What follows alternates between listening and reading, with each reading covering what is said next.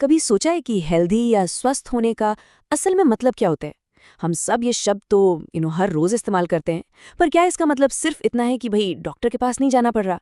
आज हम इसी एक सीधे साधे से लगने वाले शब्द के पीछे की जो हैरान कर देने वाली गहरी दुनिया है ना, उसमें उतरने वाले हैं। सवाल तो बहुत सीधा लगता है ना? लेकिन जरा सोचिए, जब कोई पूछता है तो इसका एक सटीक जवाब देना कितना मुश्किल हो जाता है। और ये कोई किताबी सवाल नहीं है, इसका जवाब तो हमारे जीने के तरीके को तय करता है। तो आज हम कहाँ से कहाँ तक जाएंगे? हम शुरुआत करेंगे इस चुनौती से कि इसे डिफाइन कैसे करें। फिर देखेंगे कि वर्ल्ड हेल्थ ऑर्गेनाइजेशन ने क्या स्टैंडर्ड्स तय किए। उसके बाद हम देखेंगे कि ये सोच आज कैसे बदल चुकी है। और आखिर में स्वास्थ्य की वो सारे जरूरी पहलू कौन-कौन से हैं, उन पर भी बात करेंगे। तो सबसे पहली चुनौती तो यही है, एक ऐसी चीज को कैसे डिफाइन करें जिसे हम सब महसूस तो करते हैं, लेकिन शब्दों में बताना बड़ा मुश्किल होता है।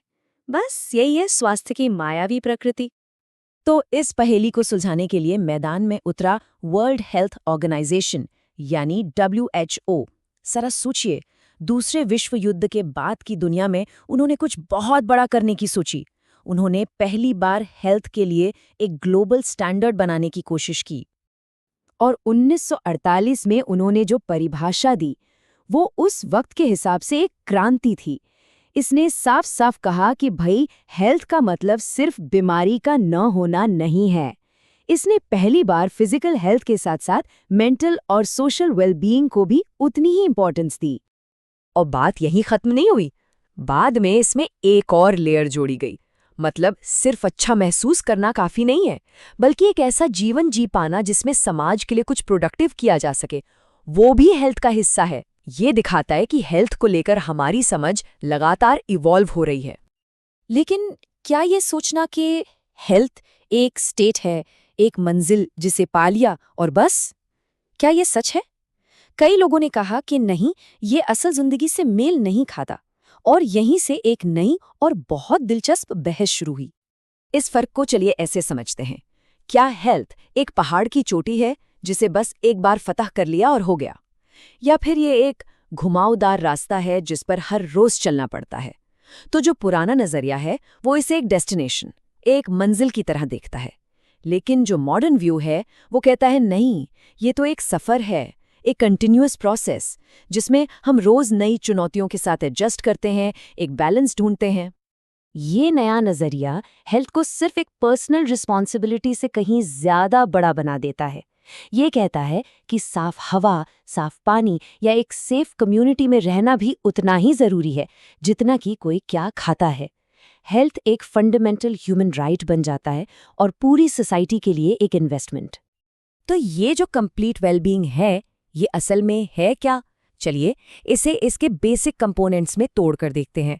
और ये हमें वापस WHO की परिभाषा के उन 3 मेन पिलर्स पर ले आता है। सबसे पहला, फिजिकल हेल्थ।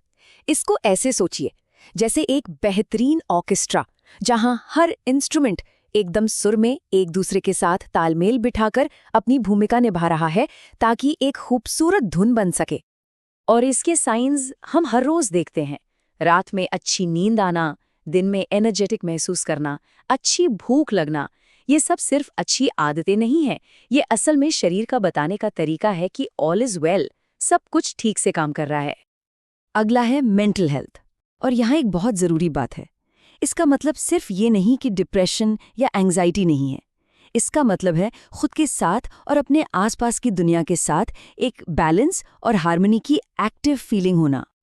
और फिर है सोशल हेल्थ। ये सिर्फ इस बारे में नहीं है कि किसी के दोस्त कितने हैं, ये रिश्तों की गहराई, अपनेपन की भावना और ये महसूस करने के बारे में है कि हम किसी बड़ी चीज का हिस्सा हैं, चाहे वो परिवार हो, दोस्त हो या हमारी कम्युनिटी हो।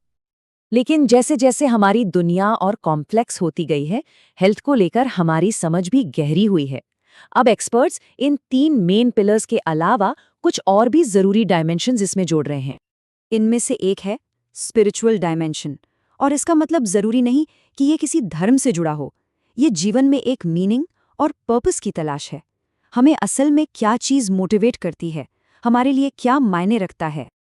एक और बहुत ही दिलचस्प बात सामने आई है, मेंटल और इमोशनल हेल्थ के बीच का फर्क। इसे जानना वर्सेस महसूस करना की तरह सोच सकते हैं। मेंटल हेल्थ हमारे सोचने के तरीके, हमारी कॉग्निशन से जुड़ा है, वहीं इमोशनल हेल्थ हमारी फीलिंग्स को समझना और उन्हें मैनेज करने से जुड़ा है। तो जब हम इन सबको एक साथ रखते हैं तो हेल्थ की एक पूरी तस्वीर सामने आती है। 5 dimensions, physical, mental, social, spiritual और इमोशनल, ये सब मिलकर ही हमारे ओवरऑल वेलबींग को बनाते हैं। तो ये सब हमें एक बहुत ही दमदार सवाल पर लाकर खड़ा कर देता है कि इन 5 आयामों में से ऐसा कौन सा है जिसे हम अक्सर नज़रअंदाज कर देते हैं। ये पूरा फ्रेमवर्क हमें चैलेंज करता है कि हम अपने वेलबींग को एक नई और ज्यादा मुकम्मल रोशनी में देखें।